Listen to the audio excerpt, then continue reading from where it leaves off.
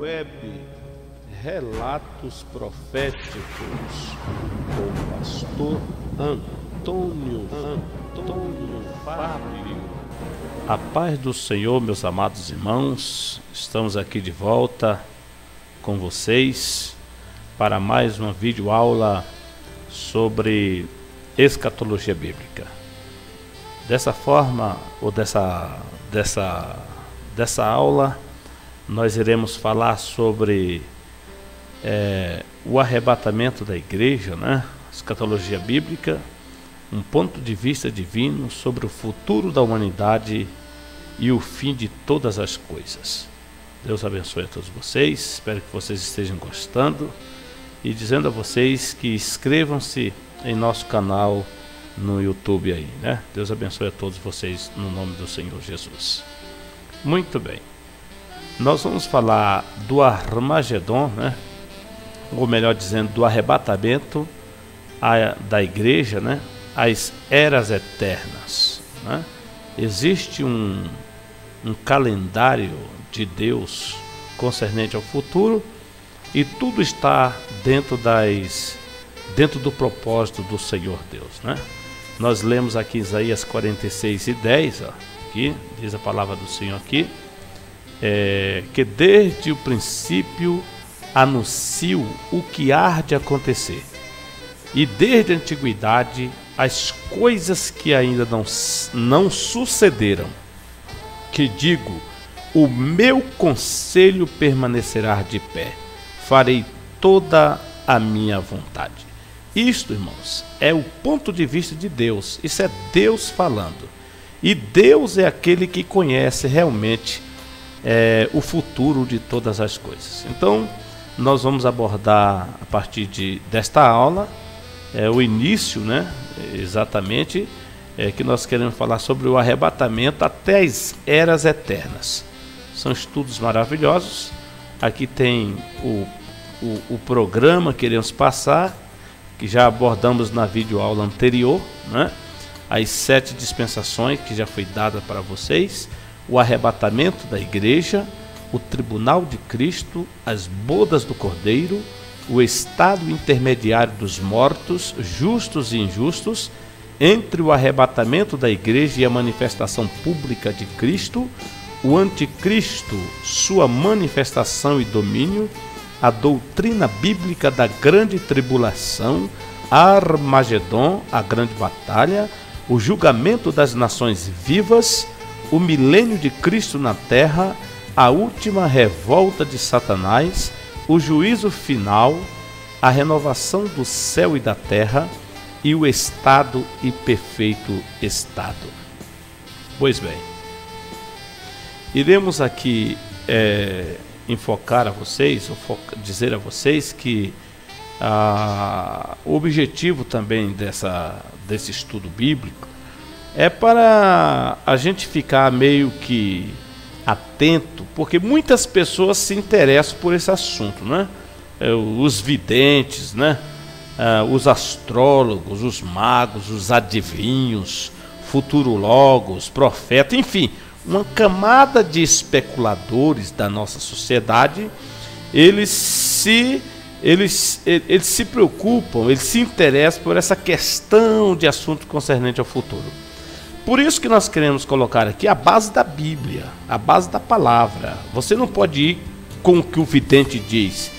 Você não pode colocar como base, como a voz da verdade, o que as pessoas falam aí na televisão, né? Veja que quando acontece uma catástrofe natural, se coloca ali um padre, se coloca ali um mago, se coloca ali uma pessoa de crença oriental, enfim, um filósofo, um professor de uma universidade. Nunca chama um pastor, não é? Nunca chama um pastor nosso, assembleiano, para falar na mídia com relação a algum ponto, alguma calamidade catastrófica que acontece em nossa sociedade, em nosso planeta. Muito bem. A Bíblia Sagrada diz aqui em 2 Pedro, aqui 1 e 2, né? Assim como no meio do povo surgiram falsos profetas, assim também haverá entre vós falsos mestres, os quais introduzirão dissimuladamente heresias destruidoras, até o ponto de renegarem o soberano Senhor que os resgatou, trazendo sobre si mesmo repentina destruição. Então, para evitar que nós venhamos a ser enganados por essa camada de gente, de falsos ensinadores, eu quero aqui com humildade colocar para vocês aqui, observando a Bíblia, o que realmente está previsto aí para acontecer em nosso mundo, tá? Que você possa ser ricamente abençoado aí, observando esse estudo da palavra de Deus. Muito bem. Nós falamos na vez passada sobre a escatologia bíblica, né? Que é o estudo dos eventos que ainda estão para acontecer, isso conforme está registrado na Bíblia, tá? E eu disse para vocês que nós chamamos de escatologia bíblica porque ela fala concernente o futuro da igreja, né? E do mundo, a visão bíblica, a visão da Bíblia, a visão que é mais escatológica que vai acontecer em nosso meio. Mas nós falamos para você também que essa escatologia ela pode ser extra-bíblica também, porque ela visa assuntos de todas as camadas que tem por fim o futuro da humanidade, o futuro das pessoas, tá? Falamos para vocês que eschatos quer dizer último, né? Elogia tratados, que juntando essas duas palavras aí do grego, né? Eschatos, elogia tratados, um conjunto de ideias, né? Resumindo o argumento, a escatologia é o estudo, é um tratado das últimas coisas, tá? Então nós vimos naquela palavra lá de João, lá em termos de eschatos, né? Eu sou o primeiro e o último, né? E o segundo elemento aqui, o logia, em 1 Coríntios 16 e 1, e quanto à coleta para os santos, fazei vós também como ordenei às igrejas da Galácia. Aqui a palavra coleta é uma tradução de logia, pelo fato de a coleta na igreja ser uma reunião, ser um conjunto de muitas ofertas. Isto é, vem então a origem dessa palavra tratados, para logia aí, estudos. Muito bem. Tudo o que está acontecendo no mundo e tudo, meus irmãos, que ainda estão para acontecer é parte de um plano de Deus através dos séculos. E está escrito na Bíblia Sagrada em muitas passagens correlatas, lá em Efésios, por exemplo, né, segundo o eterno propósito de estabelecer em Cristo Jesus nosso Senhor, né? Lá em Isaías, como já falamos, né, 46 e 10, que desde o princípio anuncia o que há de acontecer, e desde a antiguidade as coisas que ainda não sucederam, e que digo, meu conselho permanecerá de pé, farei toda a minha vontade, né? Esse meu conselho aqui, meus irmãos, é o seu eterno plano em andamento, como se vê nessa referência, né? Lá em 2 Reis 19, 25, diz lá: acaso não ouviste o que há muito tempo dispus eu essas coisas? Já desde os dias remotos o tinha planejado? Agora, porém, as faço executar. E eu quis que tu introduzisse a montões de ruínas as cidades fortificadas. Então aqui o versículo mostra Deus como sendo aquele que prevê o futuro. Portanto, Deus tem um plano elaborado e está bem claro nas escrituras mencionadas aqui. Esse plano vão acontecendo através do seu poder. E em escatologia bíblica nós vamos estudar aqui parte desse plano, principalmente coisas que brevemente devem acontecer. Por isso, amados, que a igreja tem que ficar esperta para não ser ludibriada com os falsos profetas. Muito bem. O primeiro acontecimento da história, que é a esperança de todo cristão, é o arrebatamento da igreja. O arrebatamento da igreja, a ressurreição dos justos e a transformação dos crentes que estiverem vivos, né? Aqui na palavra de Deus diz: não quero, porém, irmãos, que sejais ignorantes acerca dos que já dormem, para que não vos entristeçais como os demais que não têm esperança. Porque se cremos que Jesus morreu e ressuscitou, assim também aos que em Jesus dormem, Deus os tornará a trazer com ele. Dizemos-vos, pois, isto pela palavra do Senhor, que nós, os que ficarmos vivos para a vinda do Senhor, não precederemos os que dormem. Porque o mesmo Senhor descerá do céu com alarido e com voz de arcanjo e com a trombeta de Deus. E os que morrerem em Cristo ressuscitarão primeiro. Depois nós, os que ficarmos vivos, seremos arrebatados juntamente com ele nas nuvens, a encontrar o Senhor nos ares, e assim estaremos para sempre com o Senhor. Então, irmãos, esse fato, esse arrebatamento, arrebatar é tirar da terra com força, né? Nós vamos verificar isso mais tarde. E esse é o primeiro ponto que vai acontecer para terminar a dispensação da graça. Mas, para que o arrebatamento aconteça, é necessário os sinais da vinda de Cristo. E os sinais estão evidentes aí. Se você assiste televisão, a mídia, você vê que os sinais estão patentes na nossa sociedade. Jesus Cristo está voltando, meus irmãos. Muito bem. O primeiro sinal da vinda de Jesus é a apostasia. Essa tal de apostasia é uma situação muito séria que deve ser encarada por todos os cristãos. Em 2 Tessalonicenses 2 e 3 diz: o mesmo que apostases. Nessa palavra apostasia aí é o mesmo que apostases, ou afastamento, o abandono premeditado da fé. Será uma apostasia geral e universal, e ocorrerá dentro da igreja, porque o mundo não tem de que se apostatar, não. O mundo já é do maligno. Esse abandono premeditado da fé é em nosso meio. Por isso que o crente tem que cuidar. Cuide da tua salvação. Cuide do Espírito Santo no teu coração. Não entristeça o Espírito Santo na tua vida, não, meu irmão. Porque esse abandono de fé é dentro da igreja, dentro da casa do Senhor. E vale a pena dizer que estamos vivendo numa época melindrosa, onde o diabo, de forma sorrateira, ele quer colocar dentro da igreja os costumes do mundo, né? Antigamente os cantores cantavam dentro das igrejas, o fogo de Deus caía, a presença de Deus, o batismo com o Espírito Santo. Hoje já não se cantam mais dentro da igreja, qualquer um é cantor, qualquer lugar vale show, vale tudo, enfim. Eu não estou criticando, mas veja que muda o nosso costume, o nosso bom costume, e isso termina trazendo um prejuízo espiritual. Um outro sinal da vinda de Jesus Cristo é o aumento das religiões com práticas demoníacas, tá?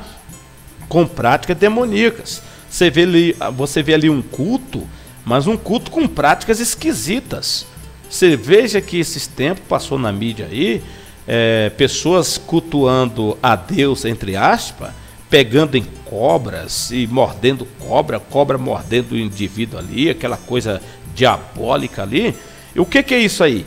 Isso aí é uma religião com prática demoníaca. E isso é um sinal evidente da vinda de Jesus Cristo para arrebatar a igreja. Um outro sinal da vinda de Jesus é o indiferentismo espiritual em todos os lugares, tá? Os modismos dentro das igrejas, né? O mundanismo, o materialismo, o cristianismo filosófico, que não tem nada de ver de Bíblia nessas pregações, mas tem por trás um pano de filosofia, né? O conformismo dentro da igreja, o declínio espiritual dentro das igrejas. Tudo isso é sinais da vinda de Jesus Cristo, né? A vinda de Jesus, meus irmãos, ela está também condicionada a alguns povos bíblicos. Veja que, diferente do mundo que divide a humanidade em várias etnias, né? O Senhor Deus é diferente. O homem divide as pessoas em vários grupos étnicos. Os Estados Unidos, os franceses, os brasileiros, os alemães, Israel e não sei quem lá mais. Só Deus divide apenas em 3 grupos: o homem, os judeus, que são os israelitas, que moram lá em Israel, os gentios, que são todos os pecadores, que não se converteram ainda a Jesus, né? E a igreja de Deus, né? Não é uma igreja qualquer, é a igreja de Deus, que a igreja tem de todo jeito, de todos os gostos. Aonde você vai ter uma igreja. Isso não diz que é uma igreja de Deus. A igreja de Deus é aquela que vive dentro do contexto do cristianismo pregado, ensinado por Jesus. Tá? A vinda de Jesus para a igreja, né? Para a igreja, Jesus virá como seu noivo, né? A fim de levá-la para as mansões celestiais. João 14,3 tem lá aquela promessa que Jesus foi preparar um lugar para que a gente pudesse estar com ele aonde ele estivesse, né? Então, para a igreja, Jesus virá como seu noivo. Louvado seja o nome do Senhor, né? Quem será arrebatado nesses dias aí? Quem será? Todo mundo? Não.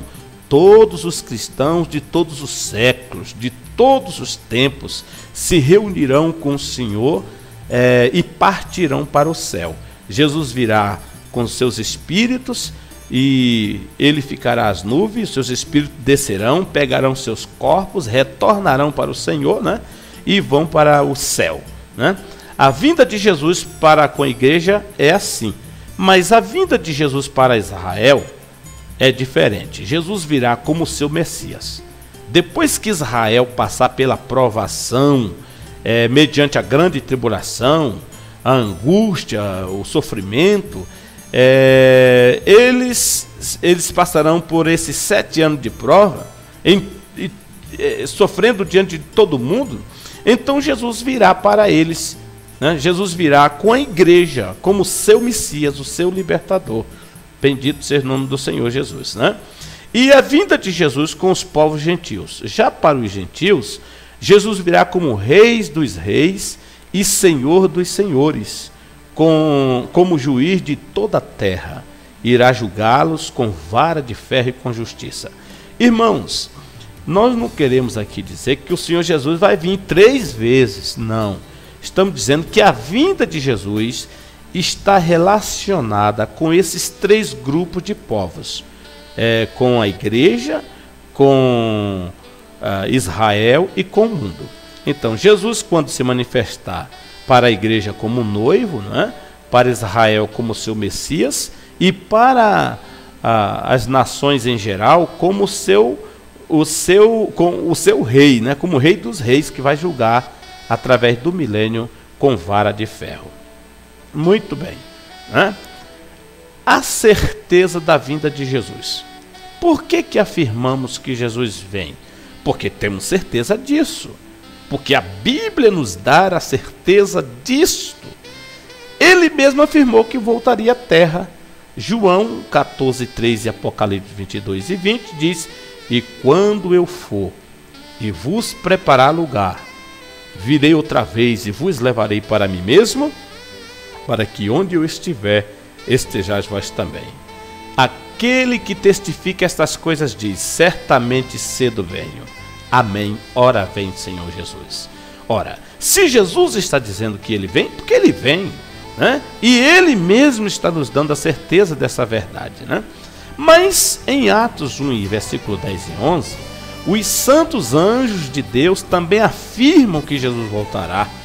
E diz lá: e estando com seus olhos fitos no céu, enquanto ele subia, eis que junto deles se puseram 2 homens vestidos de branco, os quais lhes disseram: homens galileus, por que estáis olhando para o céu?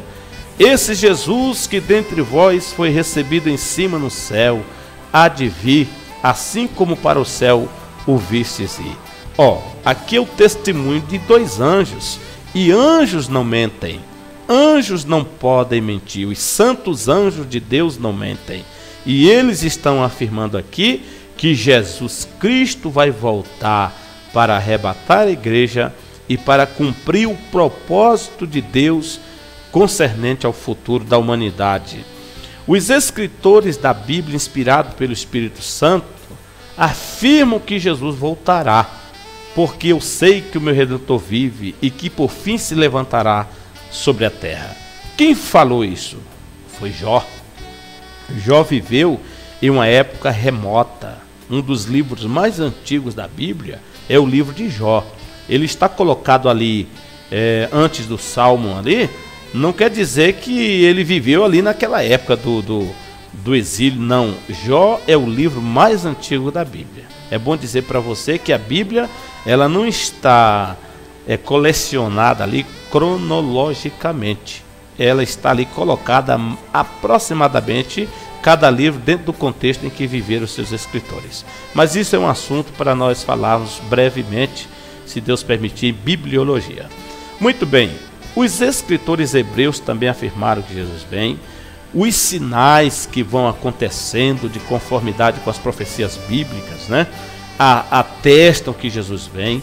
O testemunho constante da ceia do Senhor assegura que ele virá, né, até que ele venha, né? Então todas essas verdades aqui e registradas nos dão a certeza da vinda do Senhor Jesus Cristo. Bendito seja Deus. As duas fases da vinda de Jesus. Pois bem, irmão, a vinda de Jesus abrange uma extensão de 7 anos, que vai do arrebatamento da igreja à sua vinda em glória. Primeiro, Jesus virá para arrebatar a sua igreja, né? Será um acontecimento em duas fases distintas. Olha, a primeira fase da vinda de Jesus, Jesus virá para a igreja, será o arrebatamento, virá em oculto e ninguém vai ficar sabendo. Os cristãos encontrarão o seu Senhor nos ares. Por isso que é importante que o crente vigie, que o crente se prepare para ser arrebatado. Jesus vai vir em um momento que você não vai estar esperando. Essa fase da vinda de Jesus será uma fase oculta. Ele virá até as nuvens, né? Ele virá para os seus, os que estão aqui na terra, os crentes, né, de qualquer igreja. Jesus não vai vir para a Assembleia de Deus, Jesus vai vir para os santos. Se tu és santo, está esperando, velando, amando a vinda de Jesus, a qualquer momento ele virá para você. Ele vem com os seus. Para isso acontecer, primeiro ele tem que levar os seus.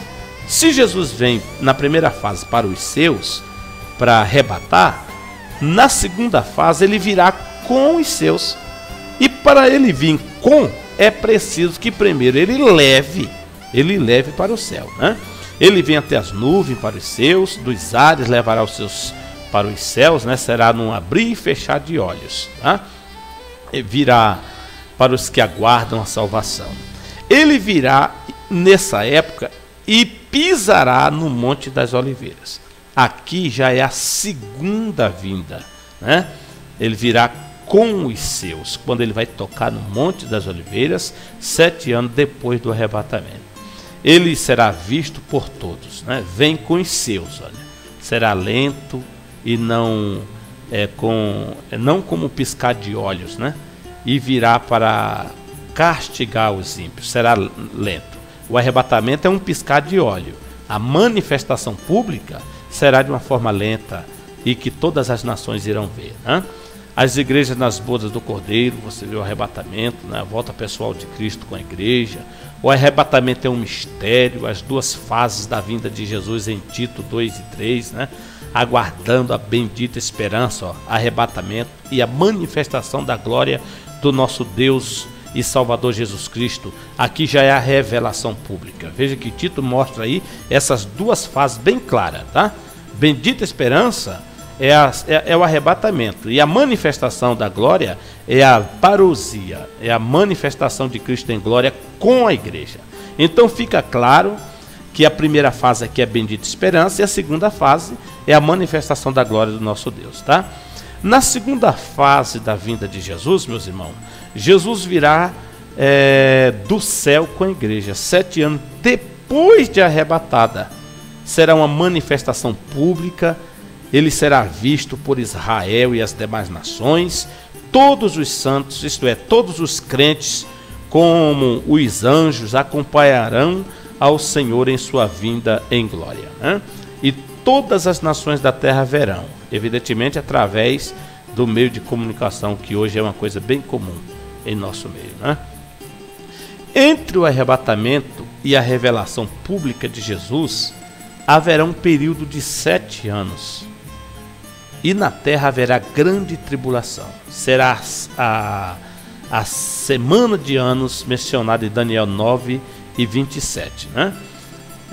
E essa expressão aqui, semana de ano, é bíblico, tá? Semana de ano está lá na Bíblia. Se você for ver, você vai compreender se você ler essas referências, tá? O arrebatamento da igreja, amados, é um mistério. Só será plenamente compreendido em seu pleno acontecimento, tá?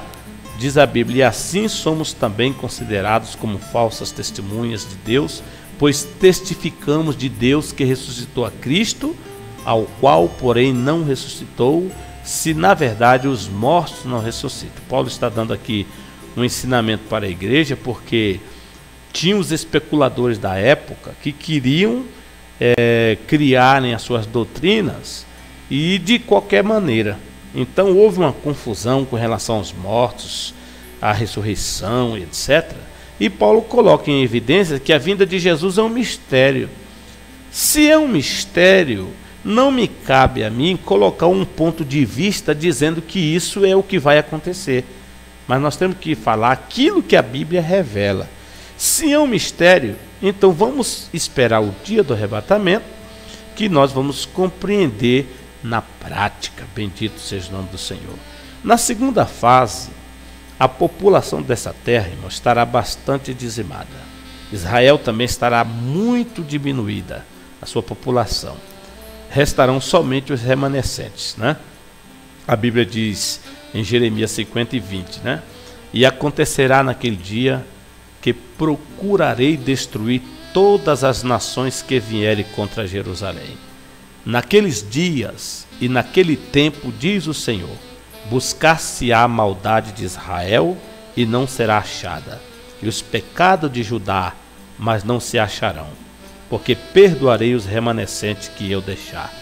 Claro, o período da grande tribulação será um período em que Deus vai expurgar, vai tirar os pecados de Israel, mediante o sofrimento angustiante da grande tribulação, né? Isso estará acontecendo na terra. E no céu ocorrerá o quê? O brado de Jesus para a igreja. Lembra lá da palavra de Deus? A voz do arcanjo para com Israel e a trombeta de Deus para com as nações em geral. Nesse tempo, os mortos em Cristo ressuscitarão e subirão ao encontro do Senhor, e nós, os que estivermos vivos, seremos transformados pelo Senhor. Glória ao nome de Jesus Cristo, né? Esse acontecimento aqui, irmão, será no abrir e fechar de olhos. O próprio Cristo nos arrebatará, nos levará para a eternidade. E o que ocorrerá nos ares, né? Jesus descerá nessa época do arrebatamento. Jesus não vai descer na terra, não. No arrebatamento, o Senhor virá com os espíritos de todos os santos, e ele descerá até as nuvens somente. Jesus não vai pisar no Monte das Oliveiras dessa vez, como ele vai fazer isso na sua segunda vinda, né? Aqui acontecerá o quê? O encontro do noivo com a noiva nas alturas celestial. Enquanto nos ares está havendo esse encontro de Jesus com a sua igreja, o que ocorrerá na terra? Acontecerá o quê? A ressurreição dos justos e a transformação dos crentes que estiverem vivos nessa ocasião. Em 1 Tessalonicenses 4:16 e 17, a Bíblia diz, está aí, olha, está aqui: porque o mesmo Senhor descerá do céu com alarido, e com voz de arcanjo, e com a trombeta de Deus. E os que morrerem em Cristo ressuscitarão primeiro. Depois nós, os que ficarmos vivos, seremos arrebatados juntamente com eles nas nuvens a encontrar o Senhor nos ares, e assim estaremos sempre com o Senhor. Bendito seja o nome de Jesus Cristo. Você está esperando, irmão, o arrebatamento da igreja? Tem pessoas que têm medo da vinda de Jesus, não é? Outros dizem que Jesus pede para Jesus tardar mais um pouquinho, porque não está preparado. Cuidado, meu irmão, a salvação não é mediante a nossa capacidade, porque nós não temos capacidade para sermos arrebatados. Somos arrebatados pela graça de Jesus Cristo, que nos dá força para mantermos puros, para mantermos separados deste mundo de pecado.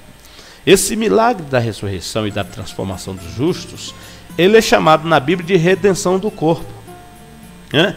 E não só ela, mas nós mesmos que temos as primícias do Espírito, também gememos em nós mesmos, esperando a adoção, a saber, a redenção do nosso corpo.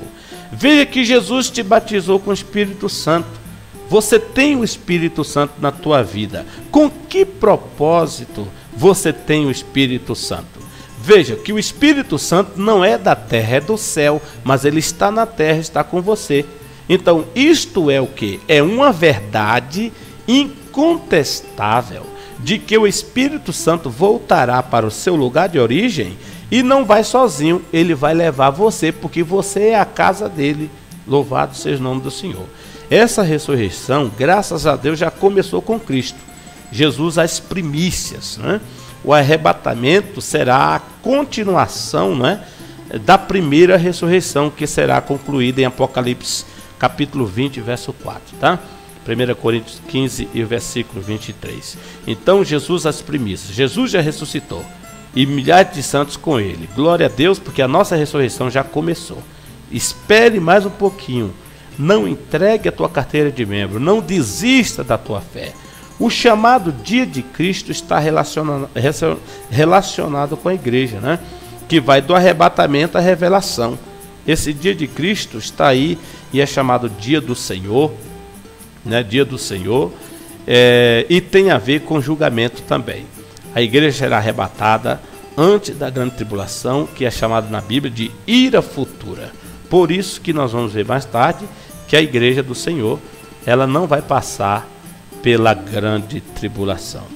Aí agora nós vamos falar sobre a doutrina da ressurreição.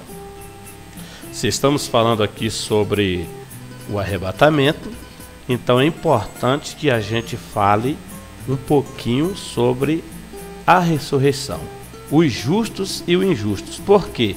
Porque existe uma confusão com relação às pessoas que morrem, né?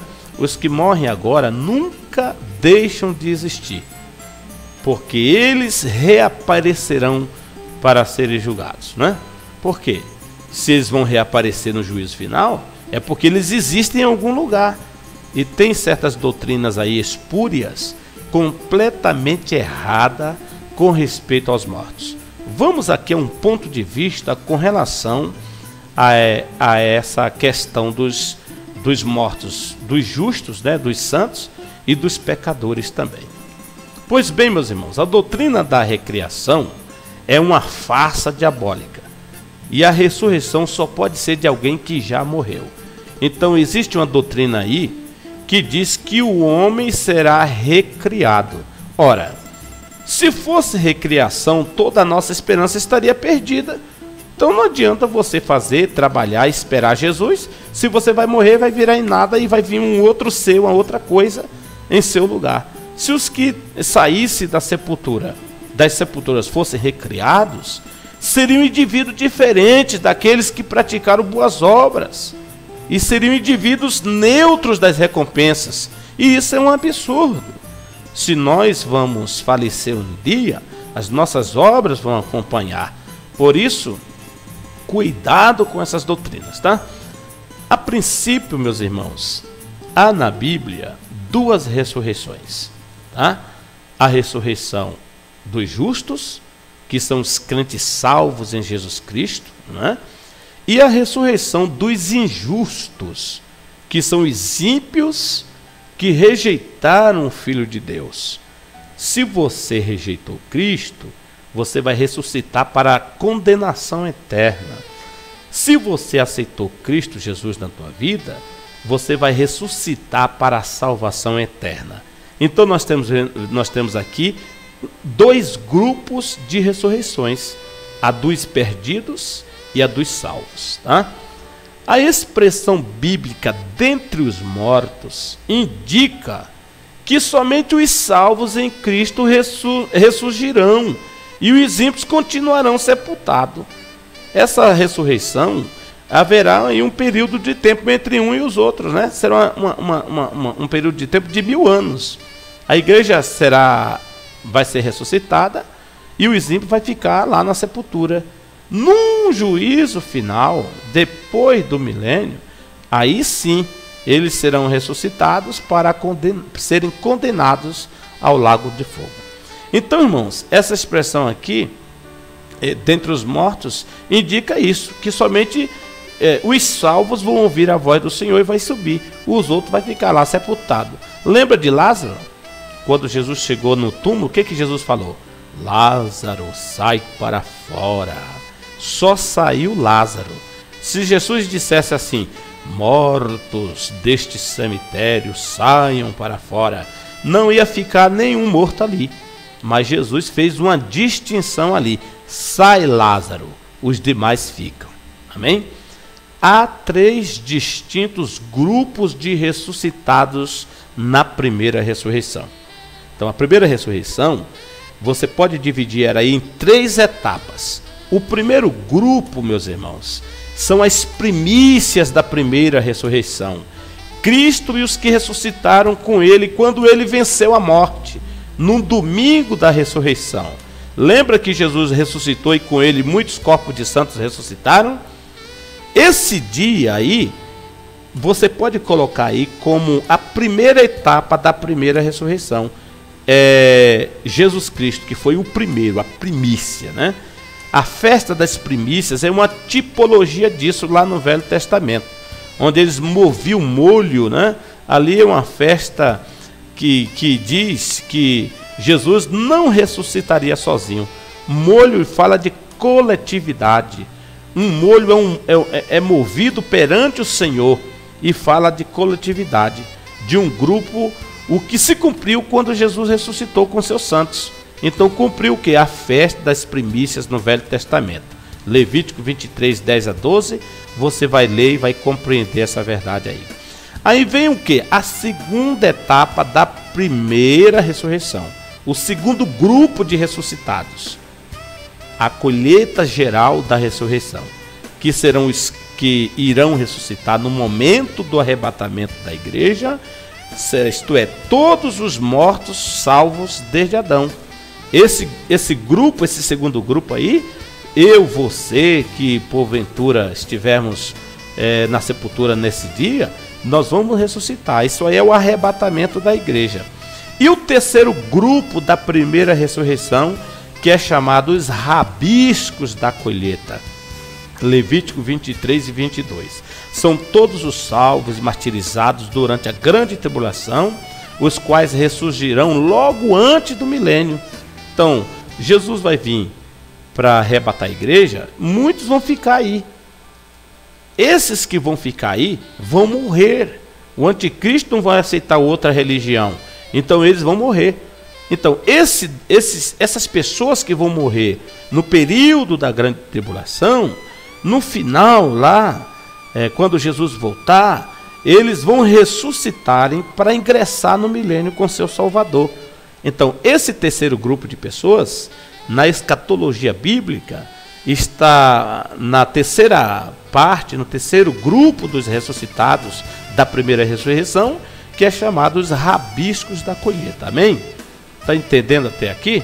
Então, meus irmãos, entendemos aqui que haverá grande multidão com vestes brancas. Louvado e bendito seja o nome de Jesus, aleluia. Uma multidão com vestes nas mãos, aleluia, né? Com vestes brancas, né? Com palmas em suas mãos, e os mártires que foram mortos pelo testemunho que deram. Portanto, não há nada de recriação, e sim um estado de glória, tá, irmãos? E sim uma ressurreição, isto é, um corpo que morreu e foi sepultado e voltará em um estado de glória. Esse negócio de recriação é coisa do inferno, é demônio puro, doutrina de demônio. Se estão te ensinando isso aí, sai disso agora.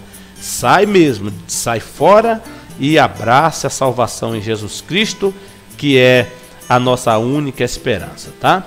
A segunda ressurreição, a dos ímpios, somente 1000 anos depois é que os ímpios ressuscitarão com seus corpos ignominiosos, em que sofrerão pela eternidade. Pobre do ímpio que vai morrer no estado de pecado, vai ressuscitar no estado de pecado, e o seu corpo em pecado será banido da presença de Deus, que a Bíblia chama de segunda morte. Muito bem, meus amados.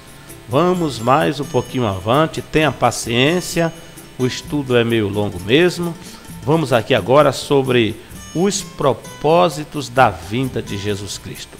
Se nós falamos que Jesus vem, qual é o propósito da vinda de Jesus Cristo à Terra? Segundo a Bíblia, Jesus virá para levar a igreja para si, e quando eu for e vos preparar lugar, virei outra vez e vos levarei para mim mesmo, para que onde eu estiver estejais vós também. Isso não ocorreu ainda. Então, um dos propósitos da vinda do Senhor é para levar a igreja para si. Segundo, consumar a salvação do seu povo, né? E isto digo conhecendo o tempo, que já é hora de despertarmos do sono, porque a nossa salvação está agora mais perto de nós do que quando aceitamos a fé. Você é um salvo em Jesus, mas você ainda não está completamente salvo. Você está com um corpo de pecado, o corpo sujeito às leis do pecado. E na ressurreição, todas essas leis serão tiradas e você terá um corpo que não estará mais sujeito ao pecado. E isto ainda vai acontecer. O terceiro propósito da vinda de Jesus é glorificar os seus, né? E se nós somos filhos, somos logo herdeiros, também herdeiros de Deus e co-herdeiros de Cristo. Se é certo que com ele padecemos, para que também com ele sejamos glorificados. Glorificado é isso, é você ter um corpo redimido, um corpo de glória, não mais sujeito às leis do pecado. O quarto propósito da vinda de Jesus é reconhecer publicamente os seus, né? Portanto, nada julgueis antes de tempo, até que o Senhor venha, o qual também trará à luz as coisas ocultas das trevas e manifestará os desígnios dos corações. E então cada um receberá de Deus louvor. Então, um dos propósitos de Jesus é reconhecer publicamente os crentes, né? E o mundo tornará então consciente de que nós somos povo de Deus. Fica na igreja, vale a pena servir o Senhor. O quinto propósito da vinda de Jesus é prender Satanás. Até que fim, esse capeta vai receber uma prisão de 1000 anos aí, temporária, né? E vi descer do céu um anjo que tinha a chave do abismo e uma grande cadeia na sua mão. Ele prendeu o dragão, a antiga serpente, que é o diabo e Satanás, e a amarrou por 1000 anos. Esta ocasião será, conforme já falamos, quando Jesus descer com a igreja para estabelecer o tribunal das nações vivas e prender Satanás. O sexto propósito é recompensar a todos. Você trabalha para Jesus, você não trabalha em vão, Deus vai recompensar você. Jesus virá para ser glorificado nos seus, né? Cristo estará não somente entre os seus, mas dentro de cada um de nós. Ser admirado pelos seus, revelar mistérios que tanto nos intrigam, né? Aquilo que a Bíblia fala, nós não compreendemos, são mistérios da Bíblia, pois Jesus virá com o propósito de nos fazer compreender todos esses mistérios. E Jesus virá para livrar Israel, julgar as nações e estabelecer o seu reino milenial. Portanto, está aqui 10 propósitos da vinda de Jesus Cristo para a igreja, para Israel e para o mundo. Assuntos figurados da Bíblia sobre a igreja arrebatada antes da grande tribulação. As pessoas dizem que os crentes vão passar pela grande tribulação. Só se ele vai passar. Só se você quer passar. Se você quer passar, problema é seu. Eu sei que eu não vou passar pela grande tribulação. Porque Jesus vai me tirar daqui justamente quando terminar a dispensação da graça. E das doutrinas ilustrativas de que a igreja não vai passar pela grande tribulação é o caso de Enoque. Enoque é uma figura da igreja arrebatada antes do juízo sobre o mundo, tá? Segunda pessoa, Elias, né? Em 2 Reis 2:11. Elias foi arrebatado antes da conquista de Israel pelos seus inimigos. Fala dos santos que serão transladados antes a grande tribulação e não passarão pela morte, né? Outro caso é o Ló. Lembra de Ló, sobrinho de Abraão? Ló foi posto a salvo antes de Sodoma ser subvertida. Lembra que o anjo foi lá, tirou Ló de lá, e o anjo não podia fazer nada enquanto Ló, sua família, estivesse ali. Isso mostra que a igreja do Senhor primeiro vai sair da terra para depois desencadear os juízos de Deus sobre o mundo, sobre os egoístas deste mundo, tá bom? Então, José, Gênesis 41, diz lá que José teve para si uma esposa gentílica, né? Isto é, uma esposa que não era uma judia, não era da sua própria parentela. Isso foi proposital de Deus, porque antes do Egito sofrer aquela catástrofe da fome sobre o Egito e sobre as demais nações, José casou com uma mulher gentia, com a filha de um sacerdote lá. Revelou-se a seus irmãos quando estava a sós com ele. Então veja aqui que figura interessante, ó. O Egito sofre uma calamidade de fome. Antes disso aqui, José casou com a gentia. Então, quando José casou com essa mulher aqui, isso é um exemplo que Jesus primeiro terá um casamento simbólico com a sua igreja antes da grande tribulação, da catástrofe do Apocalipse no mundo. Amém, meus amados? Então, só depois disso aqui é que Jesus se revelou, que José se revelou aos seus irmãos. Então, só depois dessa grande tribulação de 7 anos que Jesus vai se revelar aos seus irmãos segundo a carne. A estrela da manhã, Apocalipse 22:16, Malaquias 4:20. Você sabe que a estrela da manhã sempre precede o sol. Jesus vindo para a igreja, né? Antes que o sol da justiça apareça para o povo de Israel. O sol da justiça, Jesus vindo para Israel e para as demais nações, né? Jesus em Belém. Lucas 2:21-40. Quando Jesus nasceu em Belém, somente foi revelado aos que o aguardavam, como Simeão e Ana, lembra? Somente mais tarde foi que Jesus se revelou aos que o aguardavam, né? Isto é, se revelou ao mundo em geral, na sinagoga em Nazaré, 30 anos mais tarde. Veja que Jesus estava na terra do seu nascimento até os 30 anos. Ninguém tinha informação disso aí. Mas aos 30 anos ele se declarou lá na sinagoga. Hoje se cumpre as escrituras. Você lembra dessa passagem? Dê uma olhadinha lá em Lucas 4:14-37. Amém? O Espírito Santo como selo. Veja, é mais um assunto figurativo da igreja que não vai passar pela grande tribulação, tá? O selo fala de quê? De propriedade. Deus nos comprou e nos deu o Espírito como penhor. Ele nos selou para o dia da redenção. Isso quer dizer que você, meu irmão, é como uma carta selada. O Espírito Santo te selou. Você é uma propriedade de Deus. Ora, por que motivo Deus fez isso com você, com a igreja, batizou com o Espírito Santo? o Espírito Santo age na igreja nessa dispensação da graça? Justamente porque no momento certo, o Espírito Santo vai levar você a encontrar-se com seu noivo, com Jesus Cristo. Bendito seja o nome do Senhor. E aqui vem o fim desta matéria. Espero que vocês tenham gostado. Deus abençoe a todos.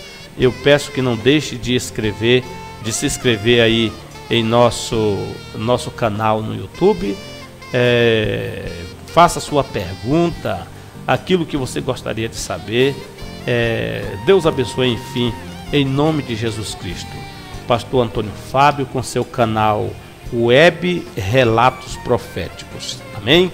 Levando a vocês a palavra de Deus e tudo aquilo que Deus colocar no meu coração.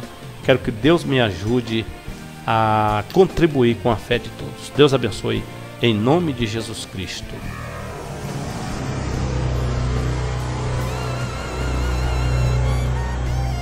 Web Relatos Proféticos.